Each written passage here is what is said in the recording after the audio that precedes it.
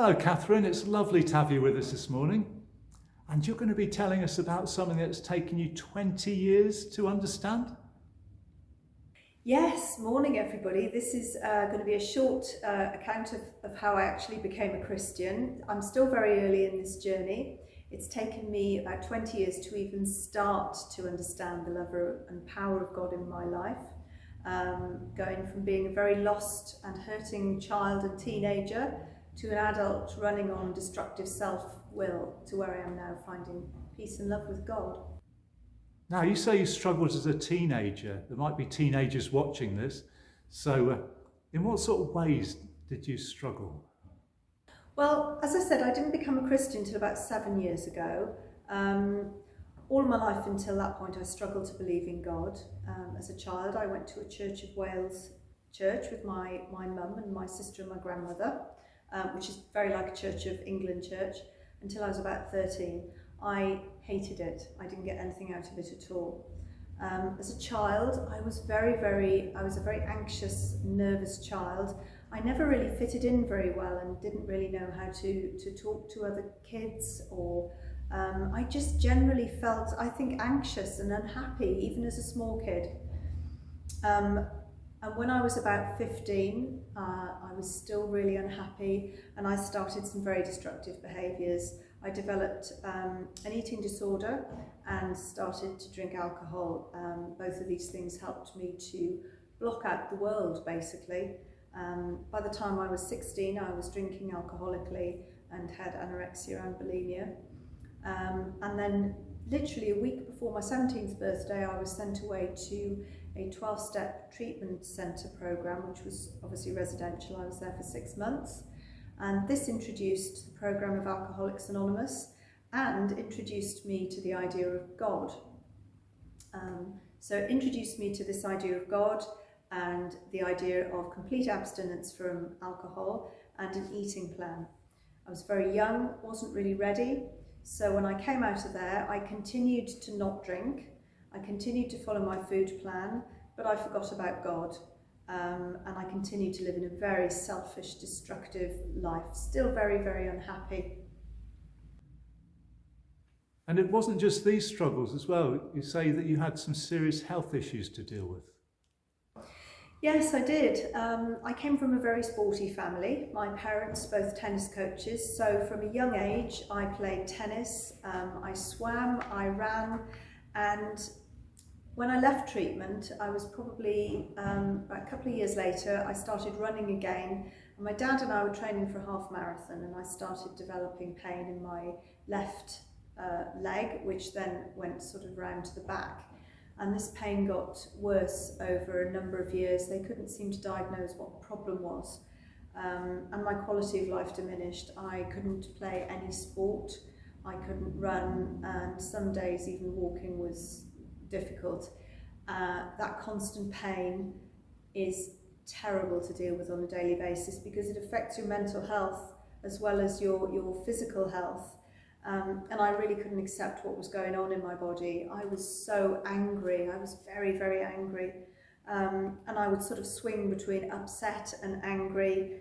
And sometimes when the pain was really bad, I wasn't depressed, but I actually didn't want to go on. I remember saying to my doctor, if this is my life, I don't want it, because I just wanted the pain to stop.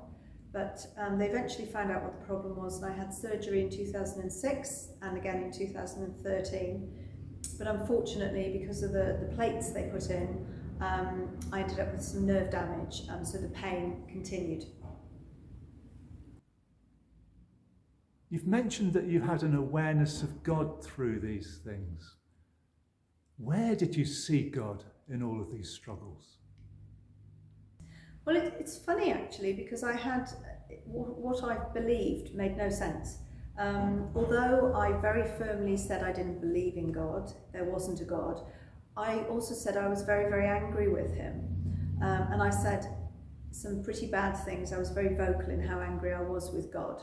But what actually happened was in 2014, I had a major life event. It was catastrophic, and it ended in the loss of my previous marriage and also the business that we had run together.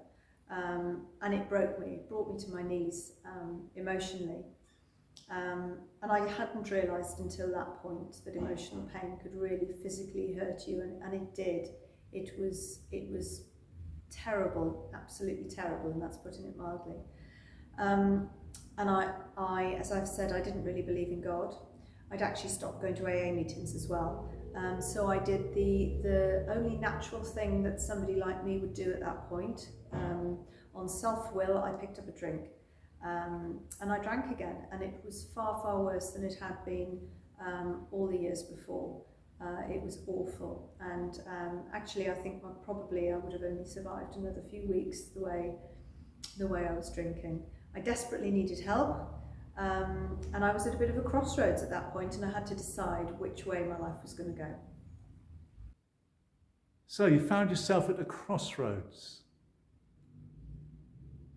Then you made two significant choices. Can you tell us something about these choices that you made?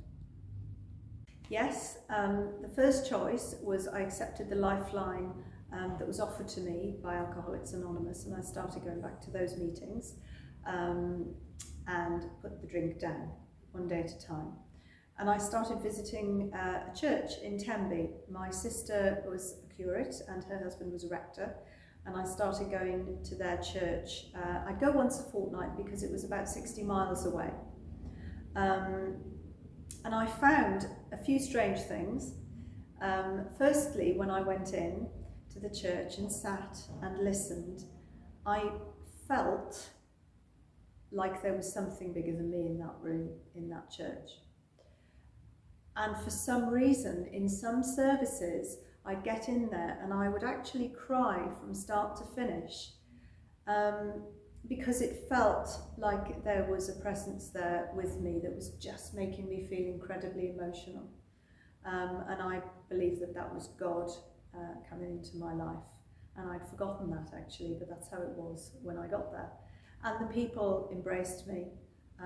They were so warm and welcoming, and they didn't judge me at all.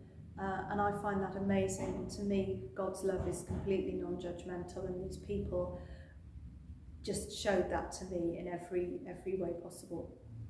And with Alcoholics Anonymous, what that did was it made me look back at my life and look at how I'd been living and go right back to when I was a child. And it was very apparent, actually, that what was going on in my life was that I was trying to control it myself. And when I was doing that, it just ended in destruction and pain and chaos every single time. And what they were telling me in AA was that actually what I needed was to let go and trust somebody else, and that somebody else was God. And of course that was starting to develop in the church in Tenby, so the two were working so nicely together. I didn't particularly still 100% believe in God, but I was told that all I needed to do was open the door and become willing to believe, and the rest would just happen. And that's what I did. I just opened the door crack, became willing, opened my heart, and waited to see what would happen. So what changed when you opened up your heart to God? Nobody was more surprised than me, actually, that I did start to believe in God, and it was a true belief that was sort of growing, I think, from the roots. It started as a really small thing, and then I tentatively began asking God for help. And very gradually, there were these coincidences that kept happening in my life. I needed a job, and I applied for quite a few, and I got a job with a lady as my line manager who just took care of me. She was the most incredible person. I will never forget her.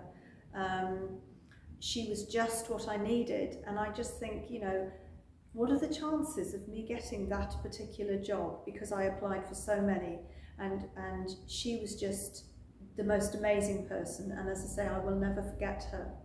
And these coincidences happening that I just couldn't ignore, and it sort of came to me that actually God is carving a path in front of me here, and all I had to do was put one foot in front of the other, not try and control it myself, and do something that is a really great saying in AA. I had to just keep doing the next right thing. I had to just keep going to my meetings, trusting in God. And actually he was doing for me what I couldn't do for myself, because when I tried to work my own life, I ended up nearly dead from alcohol. When I trusted God, actually I was living a good life, starting to be able to help other people. But the really important thing for me is every day is to say that to God, thy will be done, not mine. And that's so important for me to live properly. I don't always get what I want, but then what I want isn't always good for me. But God always gives me what I need. Sometimes it's actually not something, it might be something that's a bit painful, but sometimes that's how I learn. And usually if it is something a bit painful, it actually ends up with something really great at the end of it. Sometimes somebody will phone me just at the right time, and sometimes it's because they need help, and actually then I forget how I'm feeling. I forget feeling sorry for myself because somebody else needs me. And what has God shown you about the meaning of love? He's shown me many things, and he still shows me many things, because it grows all of the time. He's shown me patience, because I'm very much one of those people who, if I want something, I want it now. And I was never very good at dealing with that, and sometimes I would do something now because I wanted it now, and it would be all wrong. So he's taught me a lot of patience, and that actually when the time is right, something will happen if it's meant to. When I pray, I ask him to show me his will for me. I tend not to ask for things. I just ask for his will for me. And his love is so non-judgmental, and that's something that I try so hard to actually emulate, just to love other people with no judgment, because frankly, with the past that I've had, who am I to actually judge anyone for anything? And he's shown me that there is a different way, that through him I can try and help other people in the same situation as me. It's been a really tough 7 years. It's not been a picnic by any means, but that's life. And actually, my life is so much better now, and he's shown me that with his love, and his guidance, I can actually live on a daily basis in a much better way. And he's actually, again, as I say, through his love, I can try and help other people, which is an incredible privilege to do. And finally, you've been through a lot of pain and addiction. What one thing would you want to pass on to somebody who's relating to what you've been through? In terms of the physical pain, one thing that I have learned is that actually when I fight against it and fight against my own body, the pain is worse, the emotional state is worse. It's not always easy, because constant pain every day is grim, and with the best will in the world, it is hard to deal with. But with God, what I have learned is that actually when I'm having a really bad day and it's really sore, I actually have to work with my body. It's no good fighting against it, because that's my will. My will is that I want to go out there and play tennis, and I want to go out there and run. I can't do those things today. And actually that's okay, because I believe there's a reason. God has a reason that I can't do those things. He has other plans for me. So I have to actually work with him and just sit quietly and pray and say, okay, God, this is really tough today, but I know you're with me. And I actually visualize him around me and sort of surrounding me.